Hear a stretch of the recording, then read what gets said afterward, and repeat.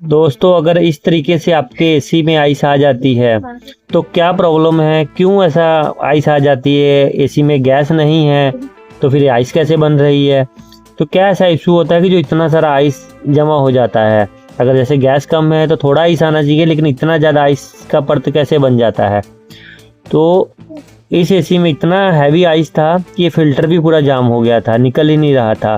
तो इसका कारण ये है कि जैसे समझिए कि आपके एसी में गैस कम है, एक तो गैस कम है, आइस बनेंगी।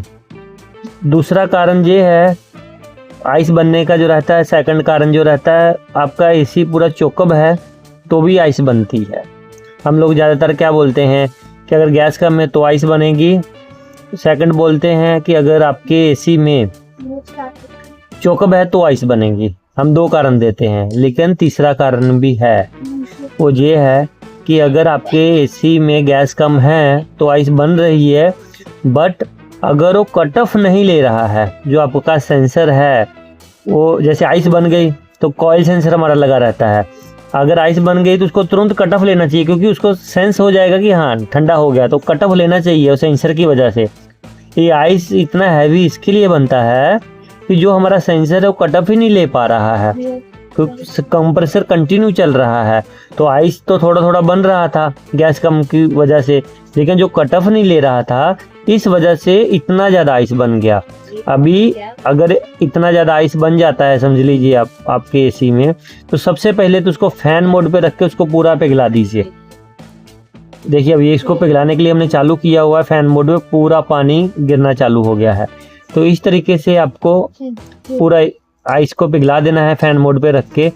उसके बाद फिर आपको सेकंड ऑप्शन क्या करना है कि इसका गैस चेक करना है कि कितना प्रेशर आ रहा है। फिर आपको चेक करेंगे तो आपको समझ में आ जाएगा हाँ गैस कम है। आप इसका गैस पूरा कर दीजिए। अगर सर्विसिंग की ज़रूरत है, मशीन आपकी गंदा है, तो मशीन को पहले वॉश कर लीजिए, फिर उसके बाद में इसका गैस चेक कीजिए। अगर गैस कम है तो आप इसका गैस पूरा कीजिए।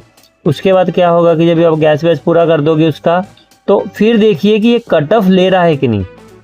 आपके रूम में जब गैस आप भर दोगे तो पूरा टेम्परेचर रूम में आ जाएगा। उसके बाद देखिए कि टेम्परेचर आने के बाद, जैसे आप 30 पे रख दिया, तो 30 पे रखने के बाद में ये कट ऑफ ले रहा है कि नहीं ले रहा। अगर कट ऑफ नहीं ले रहा है तो समझिए कि आपका मशीन डायरेक्ट हो गया है, कंटिन्यू चल रहा है, ये इसमें प्रॉब्लम है। तो इस तरीके से अगर आइस आती है तो आप स्टेप बाय स्टेप इसको चेक कीजिए, आपको प्रॉब्लम फाइंड आउट हो जाएगी।